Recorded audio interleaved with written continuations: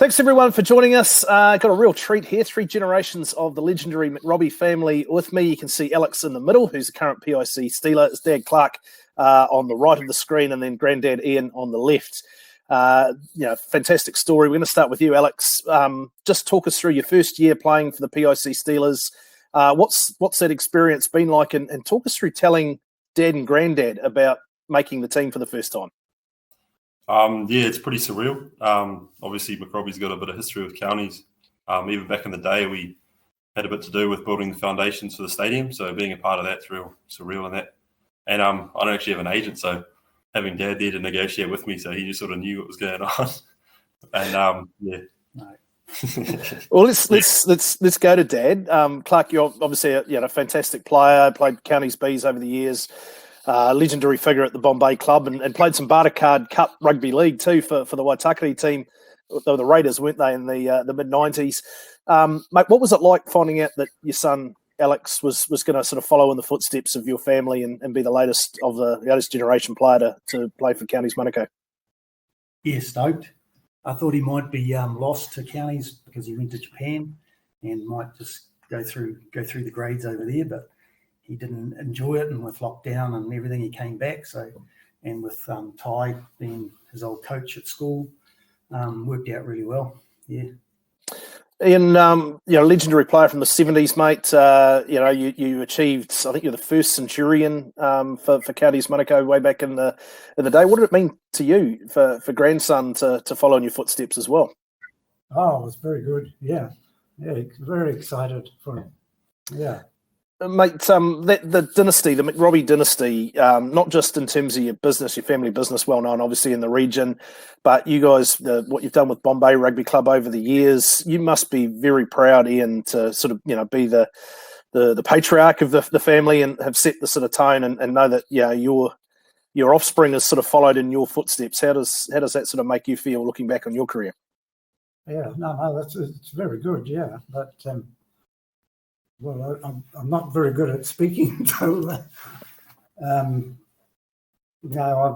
lost it now. Mate, you had you're part of that legendary 70s county side. I think you finished up just before they won the national championship in 1979. But as I said, your first centurion, part of the groundwork that enabled the Union to win that championship. What was it like playing in the 70s? I mean, different obviously to today with the amateur side of things, but I imagine it meant more to your generation because you did it for the love of it more so than anything else, right? That's right. Yeah, we didn't.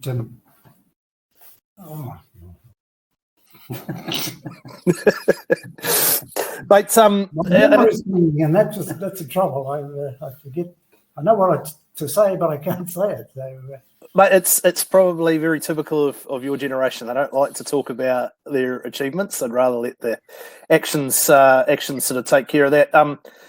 Alex, I mean, what's COVID, the bubble like? I mean, obviously a couple of games into the season and then, we all get put into lockdown. You guys are in a bubble together. Thankfully, you got a big property and multiple houses on it. So you're able to sort of get some contact with people directly outside of your household, but still within your property. How's lockdown been for you?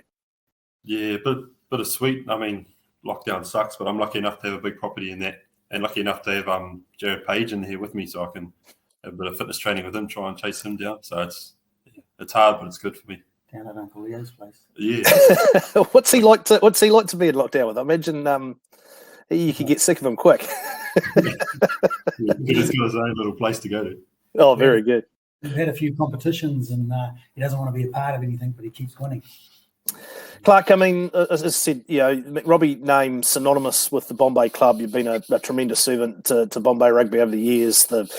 Enjoyed a lot of the last 10 years where, was it 5 McNamara Cups in 6 years or whatever it was? What is it that makes that club so special to your family, do you think? Well, there's lots of families at Bombay that make it special.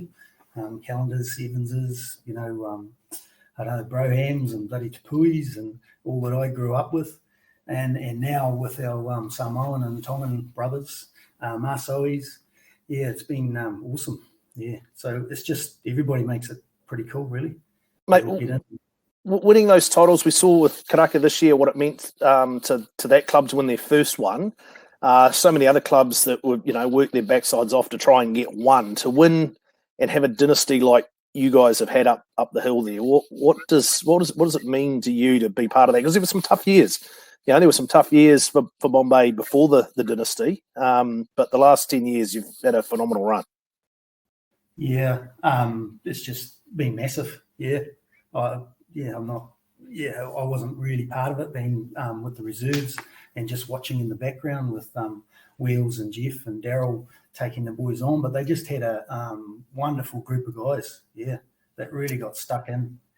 Yeah, not too flash. We had our super 15 guys that came and went, so Vaka and the Englishman, I forget his name, Francis, and they're just massive. And the guys that are still there, Pat, Sean, these leaders here, they've taken it right through, really. Yeah, and the young guys coming through, and the Clarks, Harmy and that with his. I remember watching his old man and uncle play. It's pretty cool.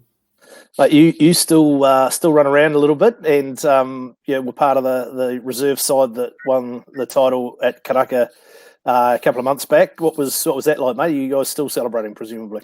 It was a pretty good bus trip over to Royal that day. It's just great seeing the young guys come through. My claim to fame in the reserves is probably watching Tony Pulu come through. He played a game at reserves, and I was sitting next to him and his brother, and I think there was Luke, one of their mates, played basketball, and they all said, "Oh, what do you reckon when we get a chance?" I said, "Mate, you guys are awesome." Yeah, so it's pretty neat doing that watching that sort of stuff come through. Alex, we'll finish up with you, mate. Obviously frustrating to be in this lockdown situation. We're all sort of waiting to find out what the outcome's going to be when we're going to be allowed to play footy again. How difficult is it for you guys? You're obviously in a fortunate position where you can train a wee bit and you've got someone you can train with, but how do you sort of keep your body in the sort of physical peak where you can, you play in the forwards? It's not like we're going to be able to get to level 2 and just flick a switch and start playing competitive rugby from the get-go, is it? Yeah, no, it's going to take, probably have to tackle Pagey a bit, but yeah, I'm not sure. I'll get on to Jed and he'll sort of suss that out for me. I mean, what are you guys sort of hearing? I mean, are you having daily catch-ups with the powers that be, or are you talking to Ty? Or? Yeah, weekly catch-ups with the whole team, but we get little mini teams that we sort of yarn to and sort of keep track of, like how our progress is going and all that. But yeah, we're sort of hearing this and that. Don't really know yet. Just all it is, just train hard and see what happens. Yeah, obviously at level 4, we're still a fair way away from being able to make any decisions, unfortunately. But I guess you just press on and do your best. Everyone's in the same boat. Mate, just to finish here, I mean, your future ambitions, obviously you've come back from Japan. You've already sort of established yourself as a professional footy player here with the Steelers. Do you have sort of ambitions to take it to that next level, Super Rugby? Is that a realistic goal for you in the midterm? Yeah, funny you say that. I didn't really have ambitions. Even back in high school, when I went and had an interview with Tyler Veer and our headmaster, they asked me what my ambitions were, and I said, I just want to play for Bombay Prems. And they laughed at me a bit. But yeah, I think it's still pretty surreal. I just sort of taking it all in, being part of the Steelers and that. And then, sort of finish off the season and then see where it goes. I'm not really, as of now, I just want to play for the team, get in the team and have a few more runs.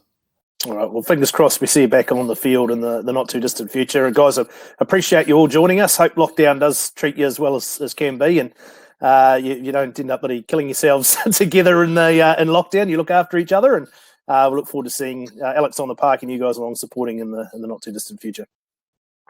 Sweet guys.